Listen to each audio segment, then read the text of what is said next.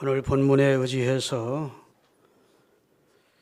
주여 지혜의 마음을 얻게 하소서라는 제목으로 말씀을 전할 때 성령 하나님이 우리 가운데 오셔서 직접 말씀하시는 것처럼 은혜 되시고 있기를 바랍니다. 이게 모세의 기도 시인데 우리 날이 잠깐뿐임을 우리로 알게 하사 우리 남은 날을 계속할 수 있게 하시고 지혜의 마음을 주셔서 남은 생애를 하나님 앞에 아름답게 복되게 살게 해달라는 모세의 기도 내용이 오늘 본문입니다. 우리는 이 땅에 잠시 머물다 갑니다. 이번 세월호 사건은 침몰 사건을 통해서도 우리 인간의 삶이 얼마나 허무한지를 다시 한번 절감케 됩니다. 우리의 이 땅의 삶이 영원하지 않습니다. 영원은커녕 잠깐, 한순간, 한 찰나를 산다고 볼 수 있습니다. 여러분, 영원이 얼마나 긴지를 한번 상상해 보셨습니까? 끝이 없는 시간에서 끝이 없는 시간을 영원이라 그럽니다.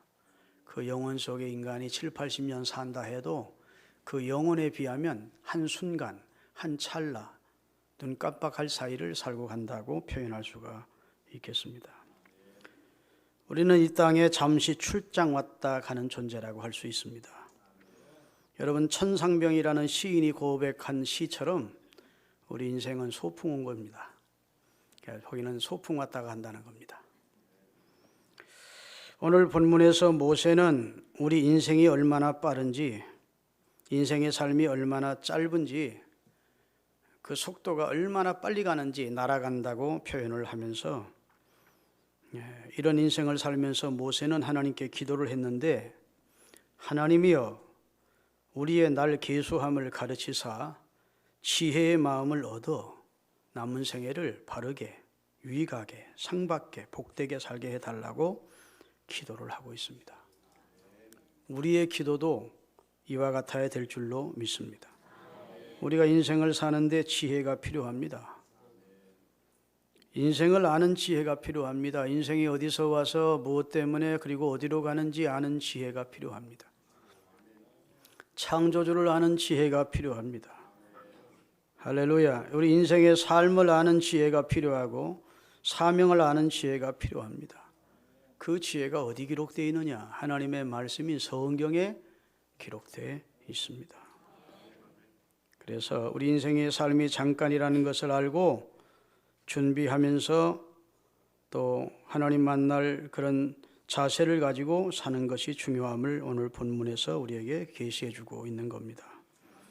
우리의 남은 날이 얼마인지 헤아리는 삶을 살라는 겁니다. 우리 날 계수함을 가르치사, 그 말은 우리 생명이 얼마나 남았는지를 예측은 할 수 있잖아요. 예를 들어 내가 75세를 산다, 80세를 산다. 내 인생이 3분의 2는 살았구나. 이제 3분의 1도 채 안 남았구나. 이런 정도는 우리 인생이 예측할 수 있다고요. 내가 큰 재난이나 생각지 못한 불행한 사건으로 생명을 끝내지 않는 한 내 인생이 영원하지는 못하고 얼마 안 남았다 하는 사실은 알게 된다는 겁니다. 그래서 우리 날 계수함을 가르치사 지혜의 마음으로 남은 생을 살게 해달라고 모세가 기도하지 않을 수 없었던 것입니다. 우리의 남은 날을 헤아려 보면 얼마 남지 않았다는 것을 깨닫게 되고, 그것을 깨닫게 되면 이제부터라도 정신을 차리고 의미 있게, 보람 있게, 값지게 하나님 앞에 섰을 때 상받게 서야 되겠다는 각오로 살아가는 것이 그리스도인의 삶의 자세인 것을 믿습니다. 우리의 생애가 길지 않다는 것을 깨닫게 될 때 우리 인생이 겸손해질 수가 있습니다. 남은 생애를 하나님의 뜻대로 살아야겠다는 각오를 하게 됩니다. 그래서 고린도전서 15장에 보면 이 땅에 있는 수고는 다 헛된데 너희가 그리스도 안에서 하는 수고는 헛되지 않다고 하시면서 헛되지 않은 수고에 인생을 걸라고 말씀해 주셨습니다. 여러분, 성경에 소개되는 인간 군상 가운데 아주 어리석은 인간들이 많이 나오는데 창세기 11장에 보면 노아의 홍수 사건을 통해서 노아 시대 때 살던 사람들이 다 홍수로 멸망을 당했습니다. 그리고 노아와 그 세 아들과 세 자부와 노아의 부인이 생존했습니다. 세월이 또 흘렀습니다. 그래서 노아의 후손들이 이 땅에 퍼져 살게 되었습니다. 그런데 저들이 꾀를 냈습니다. 우리가 흩어지지 말자. 우리가 한 곳에 모여서 살자. 그래서 신할 평지에 노아의 후손들이 이제 점점 이 세상에 숫자가 많아지면서 땅에 충만하고 땅을 정복하고 다스리는 하나님의 말씀을 역행하듯이 한 곳에 모이자 했습니다. 그래서 신할 평지에 모였습니다. 그리고 하나님께서 다시 홍수로 이 세상을 심판한다 할지라도 우리가 죽음에서 면제를 받기 위해서는, 죽음을 피하려면 하늘 끝까지 탑을 쌓자. 그걸 일명 바벨탑이라 그럽니다. 신할 평지에 저들이 전 살아있는 인류가 다 모여서 탑을 쌓아 하늘 꼭대기까지 이르게 하자. 그래서 하나님의 심판이 임할지라도 우리가 거기 올라가 심판을 면하자. 그리고 계획을 추진해 가게 됐습니다. 그때 시편 2편에 있는 말씀대로 하늘에 있는 자가 웃는데 하늘에 있는 하나님이 비웃었습니다. 인간이 인본주의적 삶, 하나님을 저버리고 하나님은 다시는 홍수로 인류를 멸망시키지 않겠다고 약속하시면서 무지개 언약을 주셨다고요. 그런데 하나님의 언약도 못 믿고 하나님의 이름을 높이고자 하는 마음도 없고 하나님의 뜻을 쫓아 살고자 하는 겸손함이 없이 하나님을 대항하는 사상과 문화가 저들 속에 자리를 잡자 탑을 쌓기를 시작하는데 하늘 끝까지 오르는 탑을 쌓는 공사를 해가게 된 것입니다. 창세기 11장을 띄우겠습니다. 서로 말하되 자 우리가 벽돌을 만들어 견고히 굽자 하고 이에 벽돌로 돌을 대신하며 역청으로 진흙을 대신하고 또 말하되 자 성읍과 탑을 건설하여 그 탑 꼭대기를 하늘에 닿게 하여 뭘 해요? 우리 이름을 내고 하나님의 이름을 높이고자 하는 하나님 중심적 사고가 아닙니다. 우리 이름을 내고 지면의 흩어짐을 면하자 하였더니 하나님이 그 행사를 망령되게 보시고 허탄하게 보시고 가증하게 보시고 저들의 구음을 어지럽게 해서 말이 서로 안 통하게 해서 세상에 흩어버리고 바벨타는 공사는 다 허물어지도록 만들었다는 것이 성경에 기록이 되어 있습니다. 여러분, 이것을 보면 타락한 인류가 결국은 흙으로 돌아가는 비참한 운명에 처해 있는 인간이 거기에다가 더욱 심각한 것은 하나님을 정면으로 거부하고 대항하는 존재까지 전락된 것입니다. 이게 창세기 때 얘기가 아니고 오늘 우리 시대의 얘기입니다. 지금 수많은 사람들이 인간 바벨탑을 쌓습니다. 인간 문화, 인간의 과학, 인간의 업적 그런 것들로 바벨탑을 쌓습니다. 그리고 하나님 없는 사상, 무신론적 사상이 무신론적 이념과 무신론적의 인간 바벨탑을 쌓아가고 있습니다. 그리고 하나님을 거역하는 삶을 사는 것이 인류라고 할 수 있겠습니다. 하나님을 대적하는 문화, 하나님을 대적하고 인간의 업적을 높이는 교만과 그런 것을 상징하는 대표적 상징물이 바벨탑입니다. 지금은 눈에 보이는 바벨탑은 사라졌지만 눈에 보이지 않는 인간 중심의 교만의 바벨탑을 우리 다 인간들이 쌓고 있어요. 여러분, 항상 인간의 마음속에는 하나님을 대적하려는 교만한 마음이 도사리고 있다는 것을 바벨탑 사건이 증명하는 것입니다. 바벨탑을 쌓던 그 시대뿐 아니라 지금까지의 사람들이 잠재의식 속에는 하나님을 거역하고 인간을 높이는 교만이 자리 잡고 있습니다. 여러분, 불신자들 가운데 세상적으로 성공했다는 사람들과 얘기 좀 해보십시오. 얼마나 교만한지, 얼마나 하나님을 거역하는 사상과 이념으로 가득 차 있는지, 하나님을 인정하지 않는 그런 생각들로 가득 차 있는지, 얼마나 자신을 높이면서 떵떵거리며 인생을 사는지 모릅니다. 완전 바벨탑 인생을 살고 있는 것입니다. 할렐루야. 하나님과 동등해지려는 사상입니다.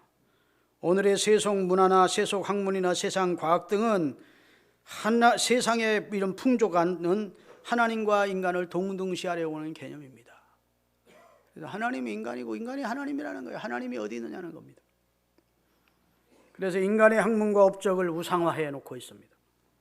그러면서 하나님을 거부하고 하나님을 멸시하는 세상이 되어버렸습니다. 바벨탑을 쌓던 인류 최초의 사람들도 하나님을 대신할 수 있는 위엄의 탑을 건립했습니다. 하늘 꼭대기까지 쌓으려고 했습니다. 이 탑을 중심으로 살며 탑을 중심으로 흩어지지 말자는 겁니다. 인간의 과학이나 문명을 중심으로 우리가 살자. 흩어짐을 면하자. 우리가 인간 중심의 유토피아를 만들어 낙원을 건설해보자. 그런 사상입니다. 결국 바벨탑이 하나님 대신에 그들 마음속에 바벨탑이 자리 잡고, 그리고 탑 중심의 인생관을 산 것이죠. 사탄 마귀가 타락하게 된 동기도 이사야 14장 14절에 나오는데 띄우겠습니다. 왜 사탄이 됐느냐? 천사가 가장 높은 구름 위에 올라가 지극히 높은 자와 같아지리라 하는도다. 그래서 인간의 교만이, 바벨탑 사상이 사단에게 들어갔을 때 결국 하나님을 대적하다가 쫓김받은 그런 존재가 된 것입니다. 할렐루야. 인생은 하나님 중심의 삶에서 인본주의 인간 중심의 삶으로 전락할 때 그것이 곧 타락임을 알아야 됩니다. 할렐루야. 또 세상의 불신 문화에 젖은 인간들은 하나님이 아닌 자기 영광을 추구하며 그것으로 궁극적인 삶의 목적이 됩니다. 바벨탑의 목적 중에 하나가 우리 이름을 내자는 거예요. 우리 이름을 내자. 우리를 더 높이자. 인간을 높이는 겁니다. 인간을 찬양하는 겁니다. 인간의 과학을 찬양하고 지식을 찬양하고 의학을 찬양하고 인간의 업적을 찬양하고 우리 이름을 내고 하나님을 거부하는 문화 사상입니다. 여러분, 요한 1서 2장 16절에 보면 세상으로부터 오는, 마귀로부터 오는 사상이 있습니다. 다 같이 읽겠습니다.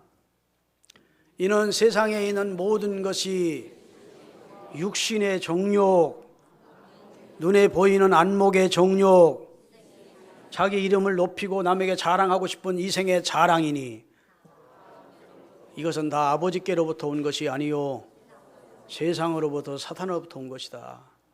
여러분, 불신자들이 다 여기에 속해 있습니다. 예수 믿는 사람도 믿음으로 똑바로 살지 못하면 다 이렇게 삽니다. 육신의 정욕, 안목의 정욕, 이생의 자랑을 쫓아 사는 겁니다. 인간 중심의 바벨탑을 쌓는 그런 어리석은 인생을 살게 되는 것입니다. 할렐루야. 자신을 드러내고 자기 영광에 자기 만족을 위해 삶을 살고자 하는 것입니다. 원래 인간은 자기 영광을 위해 지음받은 존재가 아니에요. 고린도전서 10장 31절에 보면 너희가 먹든지 마시든지 무엇을 하든지 하나님의 영광을 위하여 하라 입니다. 하나님이 인생을 지으실 때 우리가 우리의 형상대로 사람을 만들고 그들을 통해서 성삼위 하나님의 영광을 받기를 원하셨습니다. 인생의 목적은 하나님을 영화롭게 하는 것입니다.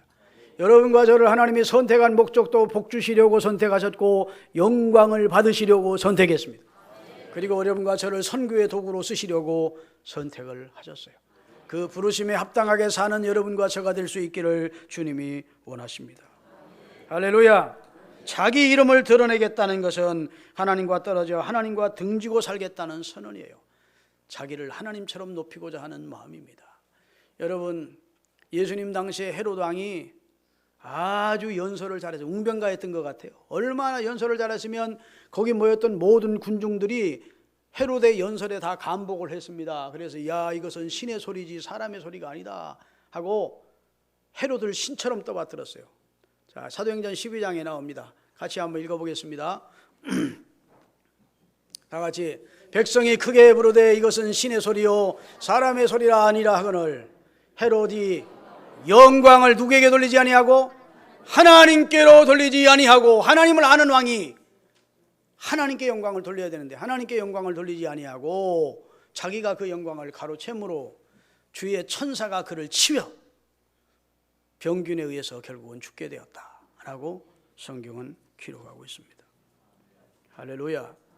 또 하나의 바벨탑 사건이 우리에게 주는 교훈 가운데 하나는 흩어짐을 면하자고 한 것입니다. 하나님은 땅에 흩어져서 땅을 정복하고 다스리라 했는데 흩어짐을 면하자는 거예요. 여러분, 이단의 특징이 무엇입니까? 흩어짐을 면하자는 겁니다. 자기들끼리 어떤 무리를 만듭니다. 공동체를 만들어 이리 들어오라는 겁니다. 재산 가지고 들어오라는 겁니다. 그게 다 이단 사상이에요. 할렐루야. 이 땅에는 진정한 피난처가 없어요. 할렐루야. 이 땅에는 진정한 시온이 없습니다. 흩어짐을 면하자는 이 사상, 인간 중심의 제도, 인간 중심의 환경을 만들어서 하나님 없이도 얼마든지 잘 살고 행복할 수 있다는 사상이 바벨탑 사상이에요. 사무엘상 2장 10절입니다. 그런 사상을 하나님이 깨트린대요. 여호와를 대적하는 자는 산산이 깨어질 것이라. 하늘에서 우레로 그들을 치시리로다. 아멘. 하나님을 거역하는 사상은 깨어질 날이 오는 것입니다. 하나님의 심판으로 그들의 계획이 산산조각이 난 것입니다. 그러나 바벨탑을 세웠던 인간들의 후손인 지금 우리 인생들, 이 현대인들도 아직도 하나님을 대적하고 자기 이름을 내고자 하고 육신의 정욕과 안목의 정욕과 이생의 자랑을 쫓아 사는 것입니다. 이번에 세모 유병헌이라고 하는 사람이 주목의 대상이 됐습니다. 여러분, 그 유병헌이라는 사람을 아십니까? 저는 좀 압니다. 제가 사랑하고 좋아하던 집사님 한 분이 바로 그 단체에 넘어갔어요. 청년 때, 제가 신학교 때, 대학 다닐 때 그 집에서 자취를 했는데 그 집사 하나가 어느 날 진짜 복음을 만났다는 겁니다. 그리고 글로 넘어가서 아무리 내가 설득해도 듣지를 않는 겁니다. 그 내용이 뭔지 아세요? 권신찬이라는 통합중 목사였던 사람이 어느 날부터 이상한 주장을 하는 겁니다. 회개할 필요 없다. 기도할 필요도 없다. 예배 드릴 필요도 없다. 헌금도 필요 없다. 한 번 비침을 얻으면 그때부터 구원이다. 그렇게 값싼 구원을 주장하는 겁니다. 헌금도 필요 없다면서 어떻게 돈을 모으느냐? 조합을 만드는 겁니다. 신용조합을 만드는 거예요. 거기다 다 바쳐라. 바쳐가지고 우리 서로 같이 먹고 살자. 그 돈 빼가지고 기업들 하고. 여러분, 오대양 사건은 박순자, 우리 부장님 박순자라는 분이 32명과 함께 공장 다락에서 죽은 사건인데 그 자살이라고 하지만 실상은 자살 아닐 타실 가능성이 많습니다. 그 배우의 유병헌이라는 사람이 있다. 그래서 그를 1979년도에 아니 1997년도에 4년 형을 판사가 선고하면서 시대의 종교 사기꾼이라고 그랬습니다. 아니, 세상에 진짜 사람이 종교적인 양심이 요만큼의 종교라면 요만큼의 양심이 있다면 어떻게 그 수많은 재산 갈취해서 자식들한테 엄청난 저택들을 외국에 사주고 그따위를 합니까? 따라합시다. 악인은 바람에 나는 겨와 같도다. 악인이 계속 잘 되는 게 아니에요. 그 사람은 진짜 아방궁에 내가 산다. 나는 안전하다. 이제는 큰 기업을 이루었다. 나를 누가 건드리랴. 정치인들이 백그라운드 있지. 내가 정치자금 대주는 사람들이 있지. 내 사업은 번창하지. 자식들 이름으로 다 넘겼지. 감히 누가 나를 건드리려 했겠지만 하나님은 후 하고 한번 불어버리니까 그의 완전히 지금 국민들의 국민 정서가 그 사람 그냥 안 될 것 같아요. 그 사람 재산 다 뺏어라도 줄 거예요. 믿습니까? 성경에 보면 악인은 바람에 나는 겨와 같아서 하나님의 심판을 견디지 못해요. 하나님이 저 사람을 심판하겠다 하는 의지만 가지면 하나님의 심판을 피할 자가 어디 있겠습니까? 의인은 하나님 앞에서 영원하고 의인은 하나님이 인정하시지만 악인은 의인의 해 중에 천국에 들어올 수 없어요. 할렐루야. 그 사람이 바로 인간 바벨탑을 쌓다가 멸망하는 사람이라고 할 수 있습니다. 근데 그 사람뿐이 아니라 이 세상 모든 사람들이 거의 다 바벨탑을 쌓고 있습니다. 인간 중심의 삶, 인본주의 삶, 그것이 가장 지혜롭고 그리고 복 있는 삶이고 멋있는 삶인 줄 알지, 하나님을 경외하며 믿음으로 삶은 삶은 예수 믿는 사람 우습게 본다고. 나는 우리 기독교가 지금 아주 굉장히 어려운 지경에 처해 있어요. 이단인데 이거부터 약 40년 전에 이단 무리들인데 자꾸 교회라고 나오고 목사라고 나오니까 그 내용, 교회에 대해서 내용을 모르는 사람들은 이게 기성교회 목사가 있다고 했나 싶을까 봐 걱정이 돼요. 여러분, 이번 기회에 아주 이단들을 발본색원해야 되는데 문선명 집단, 박태선 집단, 신천지 집단 같이 다 이거 팔면서 국민들의 암적 존재라고 믿습니까? 종교라는 이름을 빙자해서 재산을 갈취하고 그리고 자기 욕심을 채우고 자기 자자손손의 재화선들을 채워주고 하는 이런 가증한 자들이 이 세상에 많이 있다. 하나님이 한번 손을 댄 것 같아. 믿습니까? 사랑하는 여러분, 우리 인생이 겸손히 인정하고 받아들여야 될 세 가지 진리를 오늘 말씀드립니다. 따라합시다. 우리가 인정하고 받아들여야 되는 것. 그 첫째는 티끌에서 왔다가 티끌로 돌아가는 것이 인생이래요. 오늘 이 본문에 앞서서 3절을 읽어보면 모세는 이렇게 말합니다. 주께서 사람을 티끌로 돌아가게 하시고 말씀하시기를 너희 인생들은 돌아가라 하셨사오니 그랬어요. 인생은 티끌로 존재한 존재고 티끌로 돌아간다. 화장해서 티끌로 날려버리는 거예요. 흙에서 왔으니 흙으로 간대. 매장하면 흙으로 가는 거예요. 흙과 티끌로 돌아가는 존재가 인생이라는 겁니다. 그렇습니다. 우리 인생은 다 티끌로 돌아가는 존재입니다. 이 엄연한 사실을 마음에 새기고 남은 날이 길지 않다는 것을 기억하며 최선을 다해서 값지게 의미 있게 뜻 있게 상받게 살아야 되는 것입니다. 여러분, 시한부 인생을 사는 자는 얼마 남지 않은 시간을 허무하게 보내려고 하지 않을 것입니다. 꼭 필요하고 의미 있고 가치 있는 일만을 하려고 할 것입니다. 정신없이 세상과 가족을 위해서 탐욕을 부려가며 살다가 어느 날 몸이 이상해서 병원에 갔더니 당신 췌장암 말기입니다. 이 소리를 들은 사람이 있다면 그 남은 시간을 그가 얼마나 소중히 여기겠습니까? 따라합시다. 세월을 아끼라. 때가 악하니라. 세월을 아껴서 분초를 아껴서 그 사람이 남은 시간을 쓸 것입니다. 그 시간을 어떻게 함부로 낭비할 수가 있겠어요? 그런데 시한부 인생인 췌장암 걸린 사람만 시한부 인생이 아니고 모든 인류가 다 시한부 인생임을 선언하고 있으니까 오늘 모세처럼 나의 남은 날을 계수하는 지혜를 주셔서 남은 생애를 하나님의 은혜 가운데 지혜롭게 살게 해달라고 하는 기도를 드리지 않을 수 없었던 줄로 믿습니다. 할렐루야. 티끌로 돌아간다는 사실을 모르고 지금도 떵떵거리는 사람들 많습니다. 나 요즘 불신자들과도 이제 교류를 하지 않습니까? 목사가 뭐 믿는 사람만 만나는 게 아니니까. 그러면 좀 세상적으로 돈이 좀 있고 좀 성공도 하고 좋은 차 타고 다니고 좀 그래가지고 통장에 몇 억씩 이렇게 들어놓고 이렇게 사는 사람들이 종종 있다고요. 그런 사람들의 이야기를 대화를 해보면 정말 가관입니다. 너무너무 교만한 거예요. 하나님을 믿고 믿음으로 사는 사람들을 우습게 봅니다. 그런데 그들의 떵떵거림은 잠깐이에요. 티끌로 돌아가게 돼 있다. 인생의 도모함이 다 험으로 돌아가는 것이 인생입니다. 할렐루야. 화려한 옷을 입고 값비싼 보석을 몸에 붙이고 좋은 음식 보양식 먹고 뭐 자기가 대단한 존재가 된 것처럼 우쭐거리지만 하나님이 그 영혼을 취하시면 티끌로 돌아가는 것이 인생이라고. 할렐루야. 그래서 티끌로 돌아갈 인간 육체 우주의 삶을 살면 어리석게 사는 겁니다. 하나님이 우리 속에 넣어주신 영혼을 소중히 여기고 심령이 건강하고 심령이 하나님 앞에 바로 선 그런 축복된 성도들이 되시기를 주의 이름으로 축원합니다. 로마서 8장 8절을 띄우겠습니다.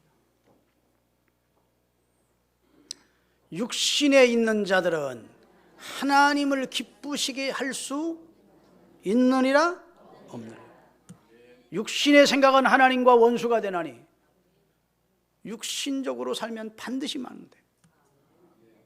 그 말은 인본주의적 육신주의주의 삶을 살면 반드시 심판당하고 멸망한다는 것입니다. 할렐루야. 로마서 12장 1절입니다. 그렇기 때문에 우리 몸을 하나님이 기뻐하는 제사로 헌신하며 살래요. 그러므로 형제들아 내가 하나님의 모든 자비하심으로 너희를 권하노니 너희 몸을 하나님이 기뻐하시는 거룩한 산제물로 예배도 드리고 헌신도 하고 충성도 하고 할렐루야 전도도 하고 하나님 앞에 우리 몸을 드리며 살래요.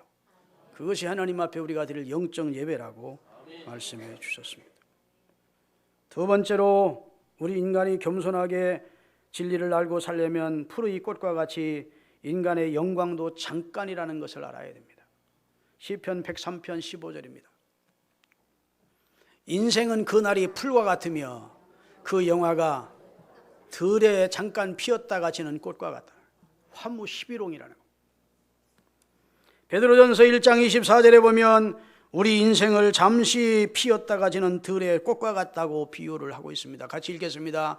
그러므로 인간의 모든 육체는 풀과 같고 그 모든 영광은 풀의 꽃과 같으니 풀은 마르고 꽃은 떨어지되.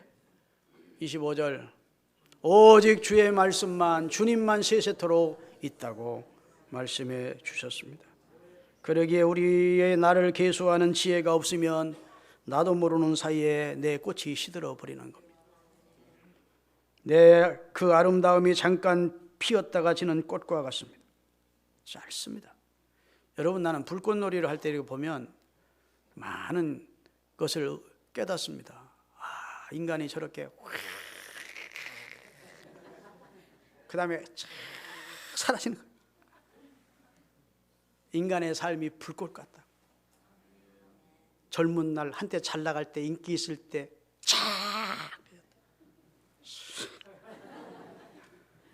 그건 들의 꽃보다 더 빨리. 한때는 영광스럽지. 나 옛날에 한때 잘 나갔어. 이런 사람들 노인들 보면 많아요. 여러분, 인간이 짧다는 것을 다시 한번 절감하시고 우리 남은 날을 계수할 수 있는 마음을 가지고 하나님의 지혜를 구하며 남은 생애를 상받게 사시는 은혜가 있기를 바랍니다. 우리들이 지금 제잘났다고 우쭐대는 그 모든 자랑거리는 모두 잠시 피었다가 사라지는 들의 꽃과 같은 겁니다. 꽃이 떨어지듯 인간의 영광도 사정없이 떨어질 날이 옵니다.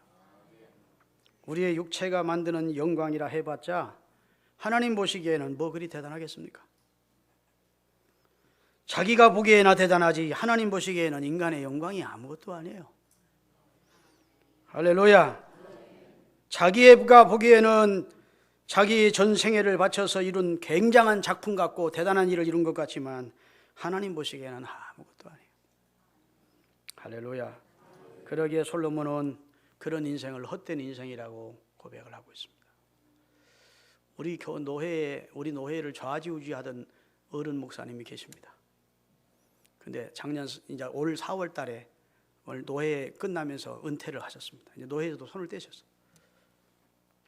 저한테 전화가 왔어요. 목사님, 도와주셔서 고마워.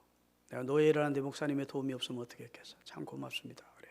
목사님, 지금부터가 중요합니다. 지금부터 중심을 잘 잡으셔야 돼요, 목사님. 내가 그래.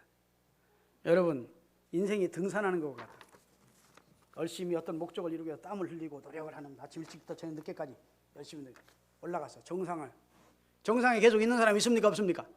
내려와야 돼. 내려올 때가 위험합니다. 내려올 때가 다리가 후들후들거려. 올라가도 힘들어서. 그러다가 골절사고 나요. 내려올 때. 자, 한참 잘 나갔었는데 대단한 영광도 얻었는데 어느 날 은퇴하고 어느 날 삶의 전장 일선에서 물러나고 사람들이 자기를 찾지 않고 자기를 멀리하고 주변에 사람들이 점점 떠나고 그럴 때 다리가 후들거린다고. 아멘. 예, 이때 조심해야 되는 거예요. 이때 내 중심은 하나님이다. 아멘. 내 삶의 진정한 오뚜기를 되게 하시는 분은 하나님이다. 나를 세워주시는 분은 하나님. 나와 이 생의 마지막 날까지 함께 하시다가 천국까지 인도하실 분은 주님이시다. 이러면서 세상 사람이 나를 한때 존경하고 따르고 흐르던 사람들이 떠나가도 그것 때문에 서운해할 필요. 내 인생이 낙조구나. 이렇게 생각하며 받아들이는 지혜가 필요하다고요. 할렐루야. 전도서를 보면 전도서는 누가 썼지요? 솔로몬 왕이 썼습니다. 젊었을 때 썼을까요? 나이 많았었을까요? 나이 많을 때 인생을 거의 달관한 지경에서 썼습니다. 근데 솔로몬이 뭐라고 고백하는지를 읽어보면 아주 가슴에 절절히 와닿습니다. 자, 전도서 12장 2절부터 띄우겠습니다. 전도서 12장 2절 1절부터 너는 청년의 때 너의 창 아이고 내게 해당되는 말은 아니구나, 나는 작년이니까, 그런 생각하면 안 돼. 오늘 걸어서 부축받지 않고 오늘 교회 나오신 분들은 다 청년이야. 하나님 볼 때는 나가 청년이요. 나는 61세 된 청년입니다. 아멘. 우리가 건강한 삶을 누릴 때에는 다 청년이라. 너는 청년의 때 너희 창조자 하나님을 기억하라. 곧 곤고한 날이 이르기 전, 나는 삶에 아무 낙이 없다고 할 때가 가깝기 전. 그 말은 늙어서 이제는 모든 원욕이 다 사라지고 기력이 다 세져서 이제는 뭐 움직일 힘도 다 없고 그럴 때가 가깝기 전에 그리하라는 거예요. 그 다음에 해와 빛과 달과 별들이 어둡기 전, 비 뒤에 구름이 일어나기 전에 그리하. 그 말은 해와 달과 빛은 여기 머리에 총명이 다 사라지기 전에, 기억력이 다 사라지기 전에, 할렐루야, 그것이 사라진 다음에 치매에 걸려서 엉뚱한 소리 내서는 어두움이 너희 머리를 자리 잡기 전에 하나님을 기억하라. 그런 날에는 집을 지키는 자들이 떨 것입니다. 집이 내가 인생 집이라고. 여기 이 집은 이런 집을 말하는 게 아니고, 김철중이를 집으로 치면 나를 지키는 자가 뭐예요? 내 손이 나를 지킬 거 아니에요, 원수가. 이게 나이가 들면 덜덜 떨린대. 그래 안 그래요? 밤 전가라 가지고 반찬 잡고 집을 지키는 자들이 떨 것이며, 그 다음에 꼿꼿하도 허리가 구부러져, 꼿꼿 힘 있는 자들이 구부러질 것이며, 그 다음에 맷돌질하는 이빨이 하나둘 빠져나간대. 아멘. 창들로 내다보니, 여기 옛날에는 눈이 좋았다고. 근데 창들로 내다보니 눈을 창으로 비유하는 거예요. 근데 어두워져. 침침해, 잘 안 보여가지고 돋보기서도 안 보이고 그러잖아요. 그래요, 안 그래요? 얼마나 솔로몬이 사실적으로, 시적으로 표현해, 문학적으로 잘 표현하는지 몰라. 길거리에 문들이 닫힐 것이며, 그 말은 인간의 모든 원욕들이 점점 사라진다는 거예요. 그 다음에 맷돌 소리가 적을 것이며, 그 다음에 나이 들으시면 새벽잠이 없어. 새소리에도 깨진대. 새소리에도 잠이 깰 것이고, 그 다음에 음악하는 여자들은 다 쇠해질 거고, 옛날에는 목소리도 좋았는데 그런 목소리가 없어져. 그 다음에 그런 자들은 높은 것을 두려워. 이제 나이가 들면 높은 것이면 다리가 툴툴 떨려. 그래 안 그래요? 아니, 나는 어렸을 때 나무를 잘 탔어요. 하여튼 새집이란 새집은 다 올라가서 끓여갔어. 키도 적었지만 그런 건 잘했어. 지금 하라면 못할 거야, 다리 떨려가지고. 그 다음에 높은 걸 두려워하면 길에서 놀랄 것이며, 다음에 살구나무에 꽃이 펴. 여기 옛날에 시커먼 머리가 하얘진다 그 말이에요. 꽃이 필 것이며, 그 다음에 옛날에는 쌀한가마에 같은 경우는 문제없이 없었는데 이제는 메뚜기도 짐이 된대. 얼마나 힘이 없어지네. 너희 나이 늙으면. 그 다음에 정욕이 그치리니 이는 사람이 때가 되면 영원한 집으로 돌아가고, 그러다가 그냥 죽는다는 거예요. 그 다음에 그 사람이 살던 집 앞에 조문객이 왕래할 것이다. 얼마나 사실적인 표현입니다. 할렐루야. 전도서 12장, 그리고 쭉 인생의 허무함을 설명한 다음에 전도서 12장 1절부터 띄우겠습니다. 같이 읽겠습니다. 전도자가 이르되 헛되고 헛되며 헛되고 헛되니 모든 것이 헛되다. 해 아래서 수고하는 모든 수고가 사람에게 무엇이 유익한가? 한 세대는 가고 한 세대는 오되 땅은 여전히 있다. 여러분, 우리 세대가 가면 다음 세대가 오는 겁니다. 우리 전의 세대도 이상한 걸 살 때 우리처럼 살았다고 그러고 갔어요. 한 세대는 가되 한 세대는 또 와. 그렇지만 이 땅은 영원히 그대로 있어. 해는 뜨고 해는 지대, 그 떴던 곳으로 빨리 돌아가고, 지구에는 변함이 없어요. 이 우주는 변함이 없다고. 할렐루야. 바람은 남으로 불다가 북으로 돌아가며 이리저리 돌며, 바람은 그 불던 곳으로 다시 돌아가고, 모든 강물은 다 바다로 흐르되 바다를 채우지 못하며, 강물은 어느 곳으로 흐르든지 그리로 연하여 흐르느니라. 그 다음에 모든 만물이 피곤하다는 것을 사람이 말로 다 할 수 있는 없나니, 눈은 보아도 아무리 사람이 눈으로 보는 것 가지고 만족하려도 눈은 보아도 만족이 없고, 그 다음에 귀는 아무리 좋은 소리를 들어도 더 좋은 소리를 찾다가 죽는 것이지, 나는 이제 귀로 들을 수 있는 가장 좋은 소리 들었다 그러고 만족하지 못한대요. 그 다음에 이미 있던 것이 후에도 다시 있겠고, 이미 한 일을 후에 다시 할지라 해 아래는 새 것이 없다. 여러분, 우리가 조선왕조 시대 때 그 드라마를 보면서 옛날이나 지금이나 똑같았구나 그래. 그래 안 그래요? 그때도 당파 싸움하고 그냥 충신 있고 역작 같은 놈 있고 모사꾼 있고 그래요 안 그래요? 우리 전에 있던 것이 지금 있고 지금 있던 것이 후에도 있어. 해 아래는 새 것이 없대. 다음에 다 같이 무엇을 가리켜 이르기를 보라 이것이 새 것이라 할 것이 있으랴. 우리가 있기 오래전 세대도 다 있었던 일을 지금 우리가 경험하고 산대요. 우리가 사는 세상이 별실한 세상이 아니라고. 인간 군상이 다 옛날에 누리던 것 누리고 사는 거예요. 느끼던 것 느끼고 사는 거예요. 믿으십니까? 그 처세를 가지고 지금도 처세하며 사는 거예요. 할렐루야. 그래놓고 중요한 것은 결론입니다. 전도서 12장 13절에 인생이 헛됨을 쭉 선언하고 나서 솔로몬이 결론적으로 일의 결국을 다 들었으니까 전도서 1장에서부터 전도서 12장 12절까지 저 일의 결국을 다 내가 알려주었으니 하나님을 경외하고 그 명령을 지킬지어다. 이것이 그 사람의 본분이고 그 인생이 헛되지 않은 인생이다. 하나님을 경외하고 하나님의 말씀 안에서 사는 삶이 복이 있는 인생이다.